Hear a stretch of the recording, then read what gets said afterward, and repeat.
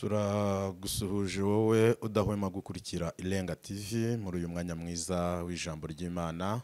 Ninjye Prophète Damien Pasteur tugiye kubana muri uyu mwanya w'ijambo ry'Imana. Rero nkwifurije amahoro y'Imana, nkwifurije guhirwa, nkwifurije umugisha uva ku Mana. Aho uherereye aho ariho hose, birashoboka ko waba urwaye, waba ufite ibibazo, waba uri mu ntambara, waba uri guca mu buzima butakoroheye, ariko ndakwibutsa ko Kristo niwe gisubizo, niwe mahoro, niwe imbaraga, niwe kunesha, niwe nsinzi. Komeza umwizere, mwiringire kuko ntaco uzaba. Haracyariho ibyiringiro byinshi ndetse bikomeye ko ugihumeka biracyashoboka ko Imana yakugirira neza, ibyo uri kubona uyu munsi bigahinduka. Reka dusenga Imana mbere ko twinjira mu ijambo ry'Imana. Turagushimiye Data twese mwiza, Imana y'amahoro, Imana y'imbaraga, mu izina rya Kristo, izina dukirizwamo, izina tuboneramo amahoro, izina tuboneramo ihumure. Muri uyu mwanya rero turi muri iki kiganiro imbere ya kamera z'Irenga TV, turasenze kugira ngo ntaba ari twe ahubwo izina rye rihabwe icubahiro, kandi turasabye kugira ngo buri muntu wese ukuri iki kiganiro ahererwe umugisha mu ijambo ryawe, umwagure umugirire neza. Marayika ushinzwe ivuga butumwa bane natwe, tubisabye Imana mu izina ry'umwami wacu Yesu Kristo, amen. Bakundwa na Kristo, turabashimiye kandi tunejejwe no kongera kubana namwe tugarutse mu ijambo ry'Imana. Uyu munsi turagira ngo tuganire ku mbaraga z'ururimi. Turashaka kuvuga gato cyane ku mbaraga z'ururimi, kandi tuza kugaragaza imisozi itatu umukristo yahagararaho akabona ubwiza bw'Imana ku rwego rukomeye. Ariko turaza kwifashisha cyane iri jambo dutangije, imbaraga z'ururimi. Kwibutse neza ko uko ukoresha ururimi rwawe bishobora kugira uruhare rukomeye mu kugena imibereho yawe. Biravuga ngo ni akanyama gato, ni akagingo gatoya ururimi, ariko gafite ubumara bwinshi. Bibiri kavuga ngo akanwa k'umukiranutsi kararema, ibyo katuye bibaho. Bivuze ngo ni ukoresha ururimi rwawe nabi, nukoresha mu nzira zitarizo, nurukoresha mu magambo adakwiriye, mu by'ukuri ibyo utinda wiyaturaho, ibyo utinda watura ku bantu, akenshi hari igihe ari bwo buzima bugushyikira. Ndakwibutsa neza ko Dawidi ajya kuvuga ngo sinzapfa ahubwo nzarama, suko yarayobeye ko urupfu ruriho, ahubwo hejuru y'urupfu atangaza kurama, kandi koko yararamenye. Nkwibutse neza ko ururimi rufite imbaraga, rufite ubushobozi bwo kugena imibereho y'urukoresha bitewe n'uburyo arukoreshamo. Sifa kwa Mungu. Umuririmbyi w'indirimbo y'108 yaravuze ngo nge ndi umukristo nzahora ndiwe ibihe byose ngeze ku gupfa. Ibi abivugisha ururimi rwe nk'icyemezo afashe. Aravuga ngo mfashe icyemezo cyo kuba umukristo nzahora ndiwe ibihe byose ngeze ku gupfa. Urumva ni icyemezo afashe, arangije aratura.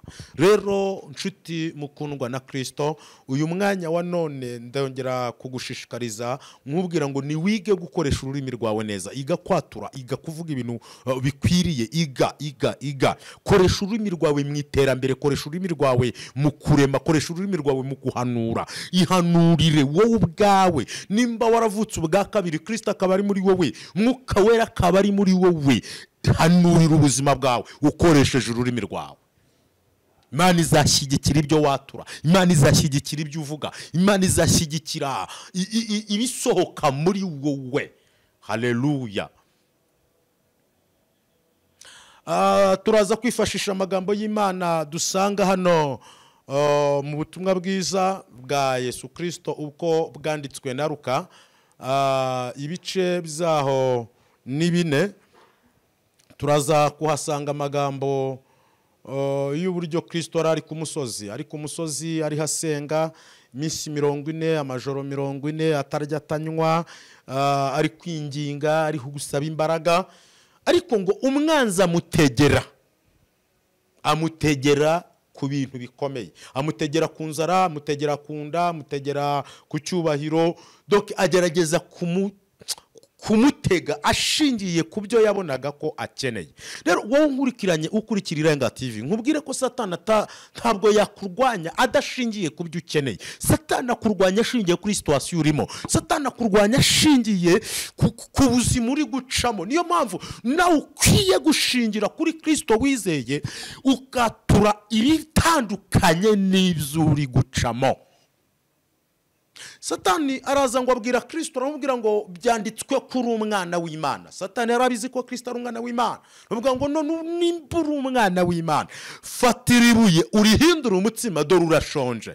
Yesu aramubwira ngo handitswe ngo umuntu ntatungwa n'umutsima gusa, ahubwo atungwa n'ijambo ryose rivuye mu kanwa k'Uwiteka.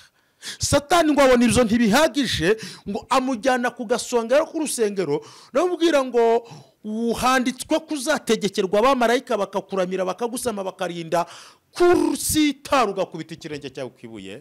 None simbuka, dore buriya bwami bwose uriho ureba, mbugabira uwo nshatse, kuko ngo nawe yarabugabanye. Ubwami yavugaga n'isi. Aramubwira ngo wagerageza kunyumvira, nakugabira buriya bwami. Yesu aramubwira ngo handitswe ngo ntukagerageze Uwiteka Imana yawe. Haleluya. Rero nshuti mukundwa, urumva ko Satani ashingira kuri situation urimo. Satani arashingira ku gihe umaze urwaye. Satani arashingira ku gihe umaze uri umushumeri. Satani arashingira ku gihe umaze urugo rwawe rurimo ibibazo guhuza byanze. Satani arashingira ku gihe umaze ushaka iyo dokima, ushaka ibyo byangombwa warabibuze, akaza akakubwira ngo nubundi ntabyo uzabona, nubundi ntabwo uzatera imbere, nubundi nta kazi uzabona, akaza kuguca intege ashingiye ku kibazo ufite.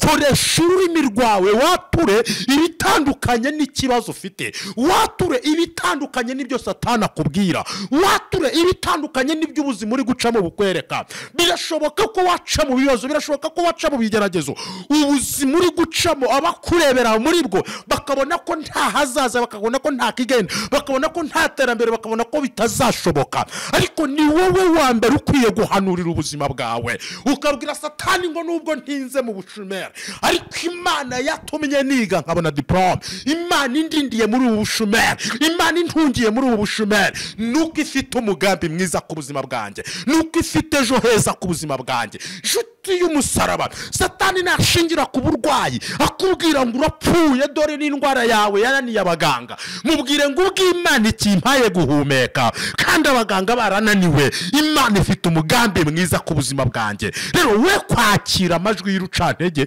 ahubwo muri ibyo biguca intege ni wige kwaturamo iby'imbaraga, igakuremeramo ubuzima bw'imbaraga, kuko ibyo watura nibyo wowe. Kandi nkwibutse ngo uko utekereza ni kuri.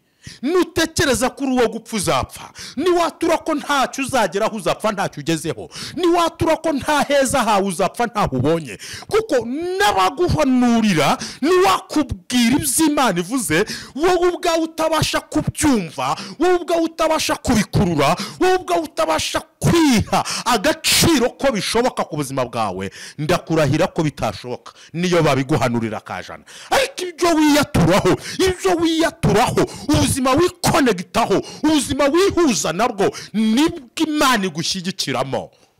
Ni wige kwatura neza, iga gukoresha ururimi rwawe neza, iga gukoresha ururimi rwawe mu by'imbaraga, iga gukoresha ururimi rwawe mu bifite umumaro, iga gukoresha ururimi rwawe mu bigomba guhindura ubuzima bwawe, ndetse rugahindura n'ubuzima bwa sosiyete, rugahindura n'ubuzima bw'igihugu. Haleluya.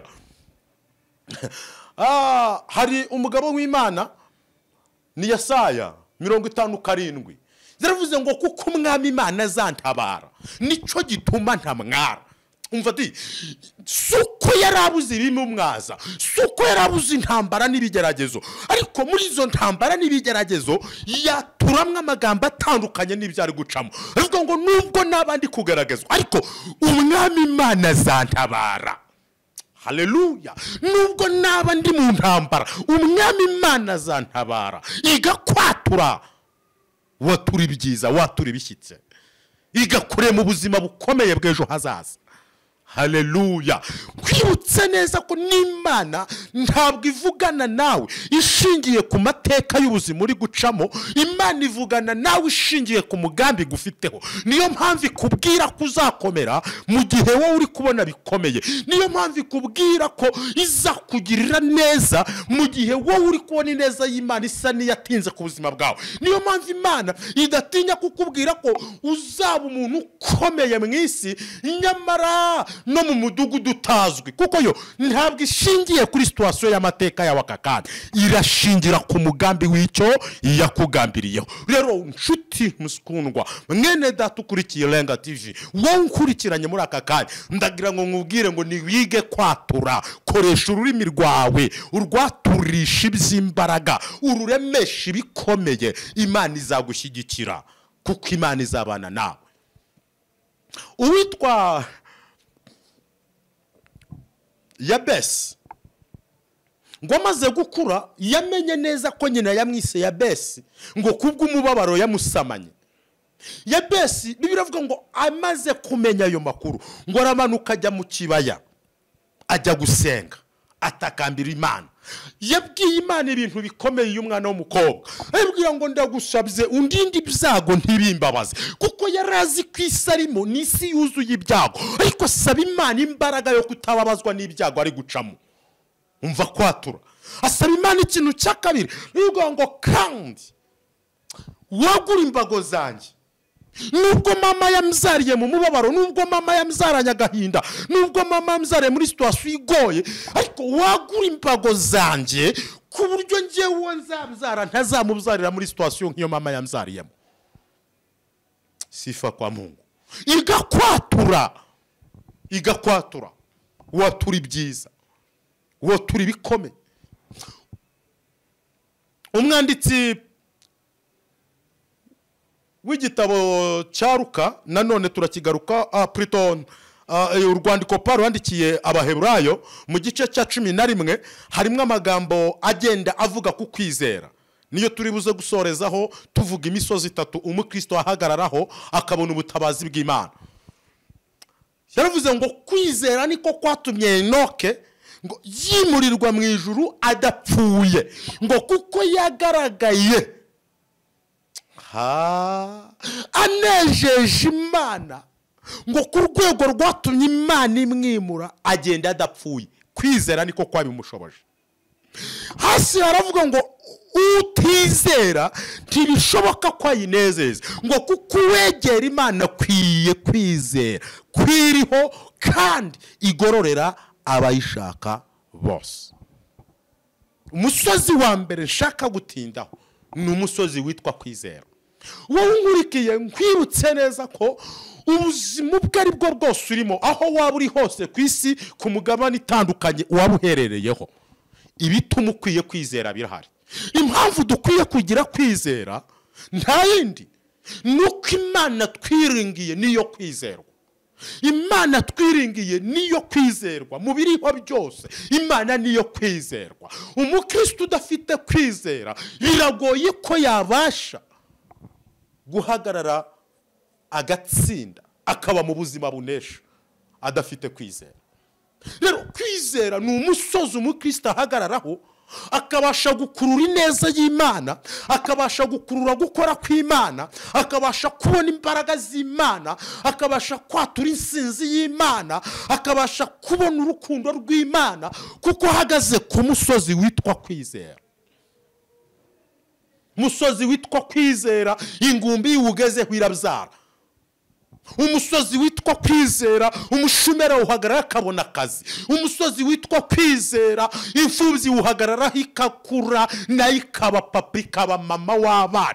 Umusozi witwa kwizera inshuti umubyeyi awuhagararaho akawubakiraho urugo rukakomera. Ayisi n'inshuti n'abaturanyi bamubwira ko bidashoboka, ariko yahagarara ku musozi witwa kwizera akawubakiraho urugo rugakomera, akarubyara akarureramo abana bagakura akabashingira, kuko yahagaze ku musozi witwa kwizera. Utizera ntibishoboka ko anezeza Imana, ariko wegera Imana akwiye kumenya kwiriho kandi igororera buri wese. mukundwa nshuti y'umusaraba, gira kwizera. Ibyo bibazo, iyo situation iri gucamo, iyo madeni ufite, ubwo burwayi umaranye igihe kirekire, izo nzozi urarurota, izo ntambara ugize igihe kirekire urwana zanze kurangira, izo manza zikugarije, iyo cyamunara uri gutinya ko igiye gututumba mu rugo rwawe, hagarara ku musozi wo kwizera. Imana niyo kwizerwa, nuyizera nayo izaza nk'iyo kwizerwa. Birambwe ngo kuwizera Imana igaragara nk'iyo kwizerwa, ku munyembaraga Imana ikagaragara nk'inyembaraga. Rero hagarara ku musozi wo kwizera, Imana iraza kandi iri kumwe nawe. Umusozi wa kabiri ni umusozi witwa kwihangana. Yakobo 1:12 avuze ngo hahirwa uwihanganira ibimugerageza byose, ngo kuko niyamara kwemerwa azambikwa ikamba ry'ubugingo. Kwihangana. Mubyeyi unyumva akeneye kwihangana, umugabo unyumva akeneye kwihangana, umusore n'umukobwa banyumva bakeneye kwihangana, urwego rwose uriho ukeneye kwihangana, ikigo cyose ukoramo ukeneye kwihangana. Nutihangana biragoye, nutagira kwihangana bizakuvuna, kuko dukwiriye kwambara imbaraga yo kwihangana, tugahagarara ku musozi wo kwihangana kugira ngo dutegereze ibyo Imana yavuganye natwe. Hahirwa uwihanganira ibimugerageza byose. Niki gikwiye gutuma twihangana? Nuko turi mu isi ifite ibirushya byinshi, turi mu isi ifite intambara nyinshi. Dukwiye kwihangana rero kugira ngo dusohorezwe ibyasezeranijwe, ariko duhagaze mu kwihangana. Kwiye kugira kwihangana. Ihangane ntarirarenga ihangane. Reka gusakuza ihangane. Abubwira nta gisubizo bafite, ihangane. Jya mu masengesho, senga, hamagara Imana. Wahamagaye abantu ntibakumva, wahamagaye inshuti ntizakumva, wahamagaye abakomeye ntacyo bagusubije, ariko hamagara Imana, uhagarare ku musozi witwa kwihangana. Mubyeyi akwiye kwihanganira abo yabyaye, abana bakwiye kwihanganira ababyeyi, umugabo akwiye kwihanganira umugore, n'umugore akwiye kwihanganira umugabo. Musozi witwa kwihangana. Mukristo uhagararaho, umuyaga, inkubi igahuha ariko ntimunyeganyeze, kuko ahagaze ku musozi wo kwihangana. Umusozi wa gatatu ngana ku musozi ni umusozi witwa urukundo. Yesu ashimwe cyane. Yesu yabwiye abigishwa, ababwira ngo ikizagaragaza ko muri abigishwa banjye nyakuri nuko mukundana. Urukundo ni ruganza umutima wawe, urukundo ni ruganza ibitekerezo byawe, urukundo ni rubi intwaro urwanisha amanywa nijoro. Kuko nugira urukundo uzaba ufite Imana, kandi nugira Imana ntawe uzakurwanya ngo agushobore. Nugira Imana nta burwayi buzaguhangara, kuko Imana iri muri wowe ntirwara, ntipfa, ntinanirwa. Gira urukundo, kuko urukundo nicyo kimenyetso cyonyine kigaragaza umuntu ufite Kristo. Ufite Kristo afite urukundo, ufite urukundo afite Kristo. Musozi witwa urukundo. Ubu tugeze mu gihe abantu babaye abandi nabaye banyamwigendaho, ngo ibyanjye ndabyimenyera, ngo ibiki ngo sinzi, tuntu turaho two kwikunda. Abantu babaye abandi, abantu babaye babi, kandi koko nshuti harabafata ibyemezo ku buryo nange ntabatera ibuye. Umuntu yakugiriye neza kuzana mu kazi, ugeze mu kazi niwo utangiye kumuteza ibibazo, niwo utangiye kumuteranya n'umukoresha, niwo utangiye kumugambanira, kandi yakuzanye ubushumeri bukumereye nabi. Yakugiriye neza kuzana mu rugo rwe udafite aho kuba, none ugeze mu rugo rwe niwo utangiye kuri umusenyera hejuru. Koko hariho impamvu nyinshi ziteye abantu kubura urukundo no kuburira abagenzi babo urukundo. Ariko wowe nkurikiranye, nimba ufite kwihangana, ukwiye no kugira urukundo, kuko abo bagukomerekeje ntabwo ari bugiye guhura nabo. Twibutse ngo wakomerekejwe n'abantu Satani abakoresheje, ariko uzanomorwa n'abantu Imana ibakoresheje. Satani akoresha abantu kugira ngo agukomeretse, Imana nayo ikoresha abantu kugira ngo ikomore. Satani akoresha abantu kugira ngo bakubabaze, Imana nayo ikoresha abantu kugira ngo ikunezeze. Satani akoresha abantu kugira ngo bakwice, Imana igakoresha abantu kugira ngo igukize. Niyo mpamvu ufite kwihangana, ukwiye kugerekaho urukundo, kuko ntiwamenya ahari hari ubwo wasubiza inyuma uwo Imana yari yohereje kugira ngo akomore, ukamwitiranya n'uwagukomerekeje. Ahari hari ubwo wakwitiranya uwo Imana yari yohereje kugira ngo akugeze mu masezerano, ukamwitiranya n'uwaguteje intambara. Gira urukundo, we guca imanza. Tugiye gusenga Imana. Uhagaze ute mwene data? Intambara cyuri kurwana, gira kwizera muri izo ntambara, gira kwihangana muri izo ntambara, gira urukundo muri izo ntambara, gira kwizera muri ubwo burwayi, gira kwihangana muri ubwo burwayi, gira urukundo muri ubwo burwayi, gira kwizera muri iyo cyamunara, gira kwihangana muri iyo cyamunara, ugirire urukundo muri iyo cyamunara. Kuko iyi misozi itatu niyo yonyine wahagararaho ukabona ineza y'Imana, ukabona gukora kw'Imana, ukabona umugisha w'Imana. Nuko wizera Imana, ukagira kwihangana, ukagira urukundo. Imana ibaha umugisha, Imana ibagirire neza, Imana ibiteho, Imana ibarengere. Reka dusenge kugira ngo tugane ku musozo w'iki kiganiro. Mana Data wa twese uri mu ijuru, turagushimiye kubw'umugambi wawe mwiza, turagushimiye kubw'urukundo rwawe rutangaje, turagushimiye kubw'imbabazi zawe. Data, twariho tuganira na bene data batandukanye bari hirya no hino mu isi, mu migabane itandukanye. Turabasabye ngo ubahe ubwenge bwo kumenya gukoresha ururimi rwabo neza, bature neza, bature byiza. Kandi Kristo Yesu ubashoboze, ubahe imbaraga zo kwizera, ubahe imbaraga zo kwihangana, ubahe imbaraga zo kugira urukundo.